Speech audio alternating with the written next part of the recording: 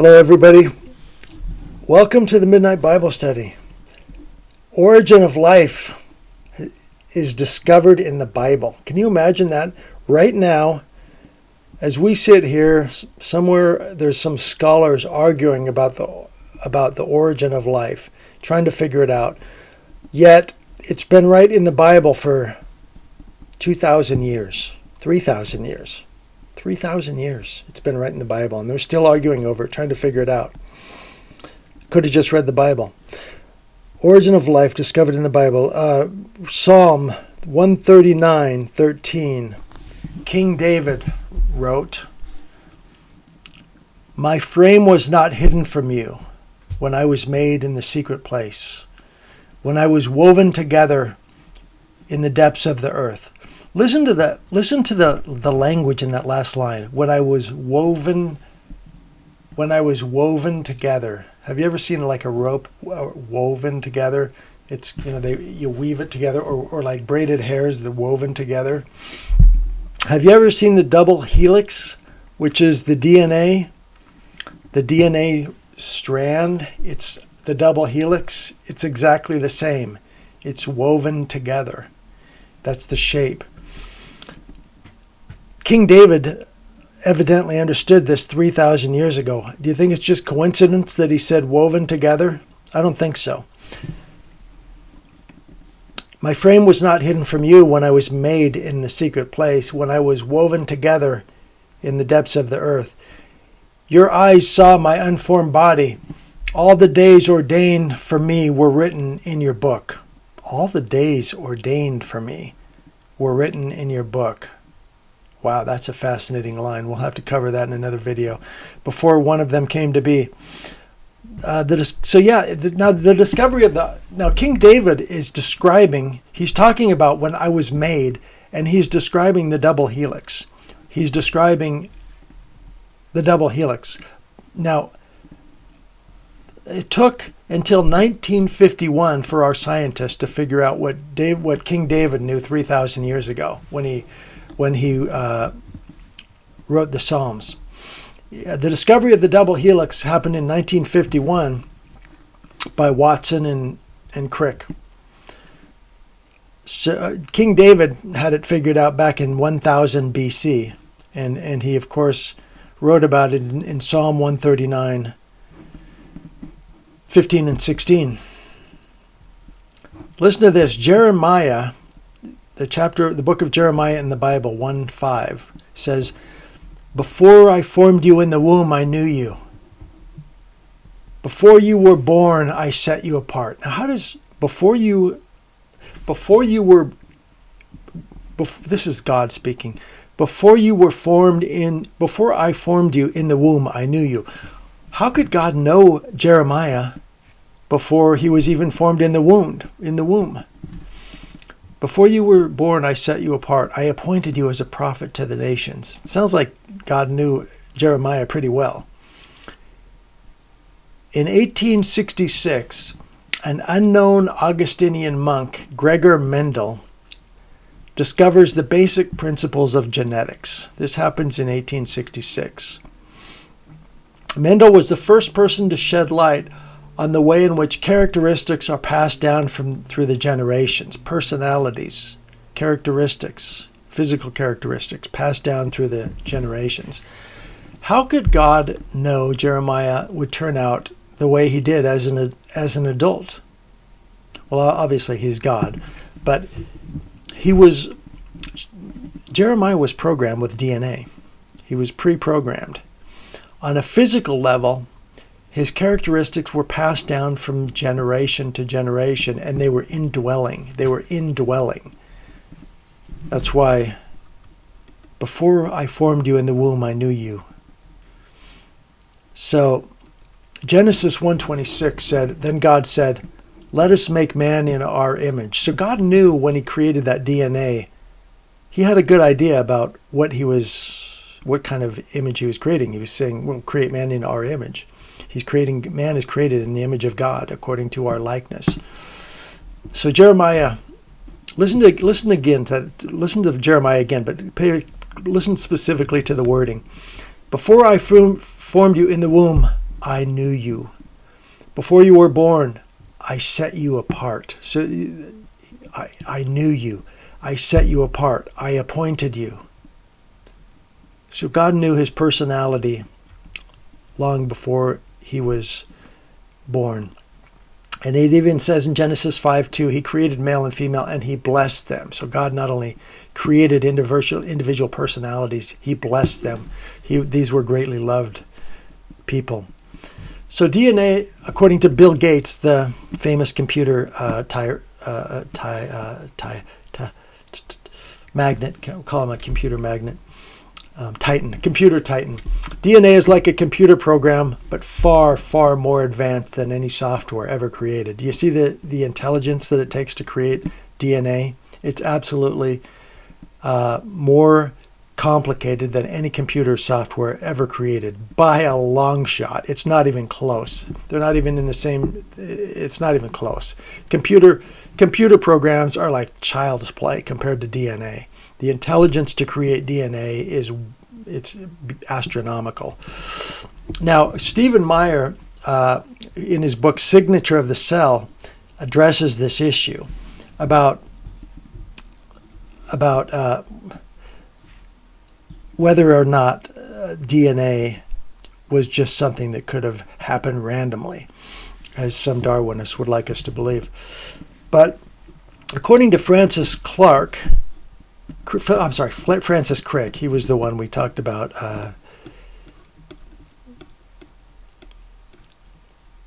earlier, the discovery that he's the one who discovered the double helix in 1951, Francis Crick. By information, I mean he's talking about information. By information, I mean the specification of the amino acid in the protein. The amino acid. By information, he's talking about Stephen Crick, Francis Crick. By information, I mean the specification of the amino acid sequence in the protein. Information means here the precise determination of the sequence, the precise determination of the sequence. Things don't happen precise in random explosions in nature. This is precise, like how many computer programs self-created themselves? That would be never, and those are extremely simple compared to DNA. Information here means precise determination of sequence, either of bases in the nucleic acid or on amino acid residues in the protein. Now, Stephen Meyer, in his book Signature in the Cell, talks about the number of combinations corresponding to any given change is huge. Like, okay, the number of combinations to create a protein in a cell, okay? Does that just happen randomly? Like, oh, I threw a bunch of let's say guts or whatever, guts and slime. I threw a bunch of slime in the mud swamp. Are they just gonna like come together and make protein and life? Like, I throw a bunch of guts into the swamp. Does that mean, like, if I wait 5 minutes, a human being is going to rise out because of spontaneous combinations of protein cells? According to Darwin, that would probably be yes, but is that really likely? Now, imagine a chain. If I've got a chain link here, and like, we've got all these different links in the DNA chain. According to Stephen Meyer, let's say this is going to happen randomly. If it was like all these, these materials come together, there's a 1 in 20. If there's a 1 in 20 chance that they could come together correctly, which is probably extremely generous, then I have a 1 in 20 times 20 possibilities associated with, okay, 1 in 20 for this one, but then we have the next link in the chain. For both of them, now I have a 20 times 20 possibilities for them to all come together, because for this to all work, they all have to come together. So 1 in 20 for this site, but for both of them for 2 links to all come together perfectly, that's going to be 20 times 20. Now, if we add a third link in the chain, now it's 20 times 20 times 20 possibilities associated with these three sites, and yet the chain just keeps getting longer. And so what happens is, for any given protein, there's a huge number of possibilities of ways of arranging amino acids. It's massive. It's astronomical. It absolutely is. If you even contemplate these things, it makes us realize how vain and silly we are to think we could create these things ourselves, or that these things could happen spontaneously. Now, according to Stephen Meyer, this is a quote.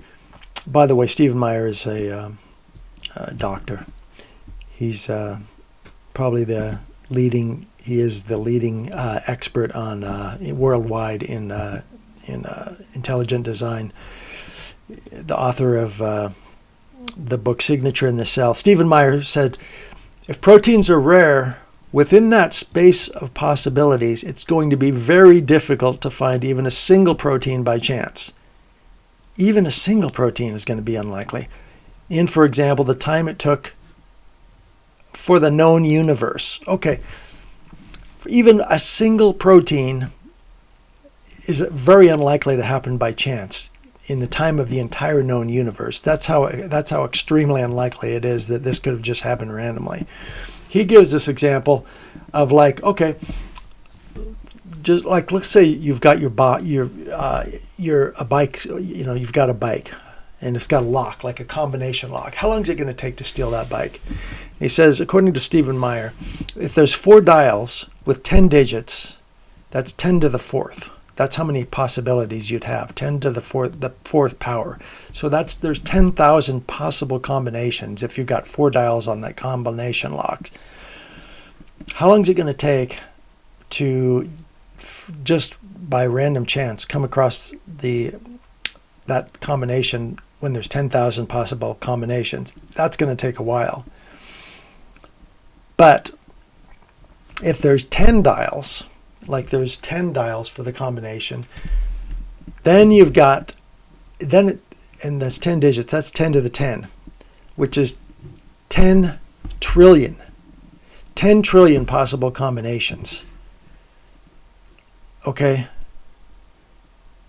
so you throw a bunch of slime in the mud swamp. How long is it going to take before they come together properly to create even one protein? 10 trillion possible combinations, about 10 trillion random chances before that even happens. So 10 trillion possible combinations. Oh yeah, just throw them together. They're just going to randomly come together and create life. That's not going to happen.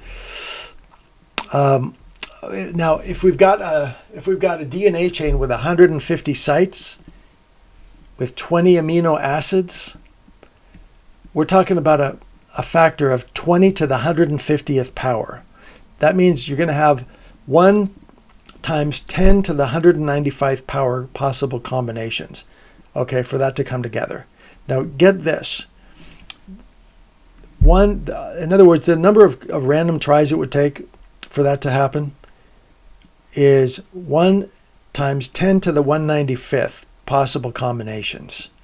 Now, according to Stephen Meyer in his book Signature on the Cell, there's only 10 to the 80th elementary particles in the whole universe. And we're talking about 10 to the 195th possible combinations, when there's only 10 to the 80th elementary particles in the whole universe.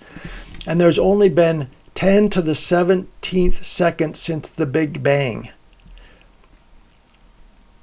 So the number of possible combinations is simply, it's a massive number, and it shows how unlikely it is that any of these things could happen by chance. Job 38, 4 and 5 says, speaking to the pride of Job, God says, "Where were you when I laid the earth's foundations? Tell me if you understand. Who marked off its dimensions? Surely you know. Who stretched the measuring line across it? On what were its footing set? Or who laid its cornerstone? While the morning stars sang together and all the angels shouted for joy." So God is gently rebuking Job for his pride and thinking he knows more than God. So there you go. There you go, guys. Origin of life discovered right in the Bible. Right there in the Psalms. King David, 3,000 years ago.